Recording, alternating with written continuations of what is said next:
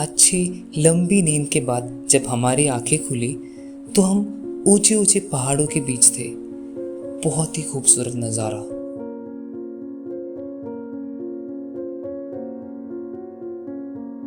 नींद और अंधेरापन के कारण फिर हम गहरी नींद में चले गए। फिर जब हम उठे तो सूरज मुस्कुराता हुआ बाहर मौजूद था। ऐसा लग रहा था कि सड़कों पे भी कोई नहीं है, केवल हमारी बस और किनारे पे ऊंचे पहाड़। कल रात तक हम दिल्ली की व्यस्त सड़कों पे थे और अब सुबह अचानक खाली रोड पे।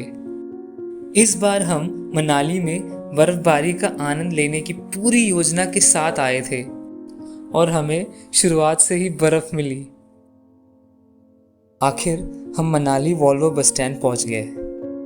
हम फिर मनाली बस स्टैंड के ऑपोजिट में जो रोड है वही रोड पकड़ के हमारे होटल के सामने पहुंच गए। क्या बताऊँ आप लोगों को, सड़कें, मकाने, सारे पेड़ पौधे के ऊपर पूरी तरह बर्फ से भरा हुआ था। फिर हम चल पड़े एक मॉर्निंग वॉक के लिए।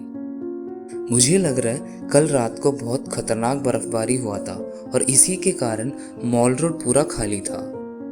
हम फिर मॉल रोड के आगे लेफ्ट की ओर एक रोड जाती है, वही रोड पकड़ के हडिम्बा टेम्पल की ओर चले। जैसे आप सभी ने देखा ही होगा इंटरनेट पे, हडिम्बा टेम्पल स्नो के साथ, वही देखने जा रहे हैं, जो खूबसूरत वाला व्यू।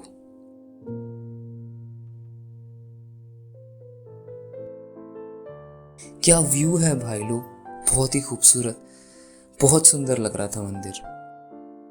बहुत शांत सुकून सा लग रहा था क्योंकि कोई और था ही नहीं, भीड़ भड़ाका नहीं था, हम दो ही थे और हमने पूरी तरह एक्सप्लोर किया।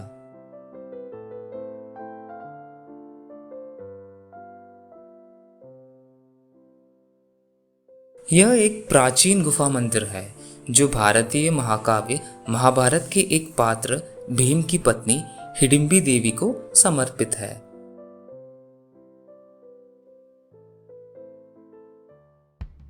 मंदिर के बाद फिर हम वापस कमरे में गए और नाश्ता किया। अब हमारा प्लान है आगे सोलांग वैली तक जाने का। थोड़ा सा आगे जाते ही आपको एक्टिविटीज़ के एरिया मिलेगा, जैसे कि जिप लाइनिंग हुआ ना, जिप लाइन के बहुत सारे काउंटर्स दिखेंगे आपको। फिर आपको स्नो गियर्स भाड़े पे लेने की दुकानें भी मिलेगा।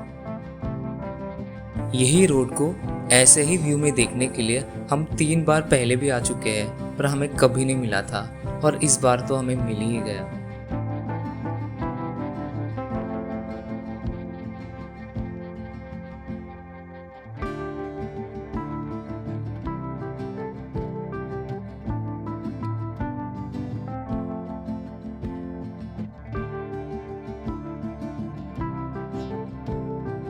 ये है पैलचन ब्रिज। ये ब्रिज पार करके राइट साइड में एक रोड जाती है, वो रोड पकड़ के हम रोहतांग पास की ओर भी जा सकते हैं। वास्तव में बीआरओ द्वारा की गई कड़ी मेहनत दिख जाता है। देखो ना, रोड कितना साफ कर रखा है।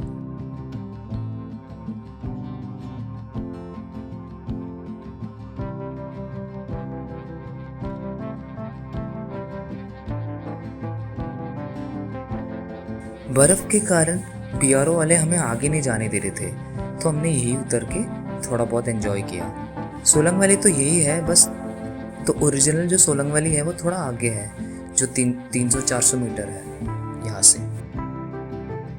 बहुत ज़्यादा बर्फ़ के कारण एक्टिविटी सारा बंद था, तो फिर हम यहाँ थोड़ा खेल कर फिर वापस जूम की ओर चले गए। नीचे मनाली मॉल रोड में जो लोकल लोग हमें मिले थे, सारे लोग बता रहे थे कि आज स्नोफॉल हो ही जाएगा, मौसम ख़राब है, होने का बहुत चांस है करके।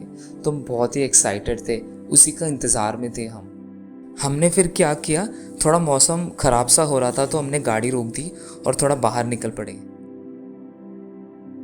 भाई साहब, क्या व्यू था, क्या नज़ारा था वो, जो जैसे कि वो जो बारिश की बूंदें नहीं गिरते, वैसे ही स्नो गिर रहा था ऊपर से धीरे धीरे करके। ये हम दोनों का पहला स्नोफॉल था। हम फिर नीचे चले गए थे क्योंकि जब ज़्यादा बर्फ़बारी होता है जाने के लिए भी दिक्कत हो जाता है ना, इसीलिए। एक ही साथ मन के अंदर बहुत सारा चीज़ चल रहा था, चाय पीऊँ या फिर डांस करूँ स्नोफॉल में।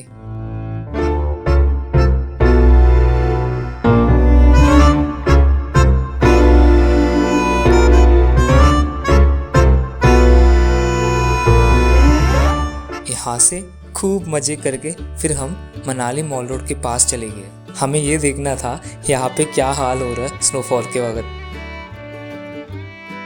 फिर हमने सोचा कि एक चाय पी ही लेते हैं, ठंड में चाय पीने का मज़ा कुछ अलग ही है।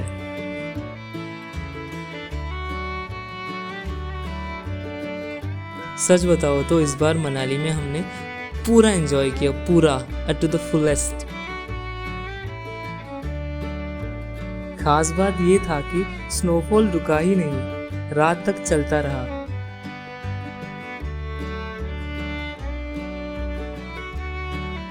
हम रात भर एंजॉय किया मनाली मॉल रोड में, खाते पीते।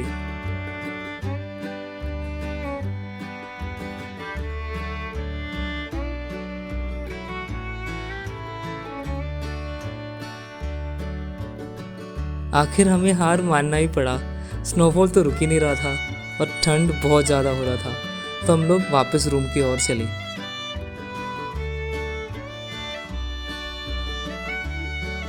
तो चलो गाइस, मिलते हैं नेक्स्ट वीडियो में।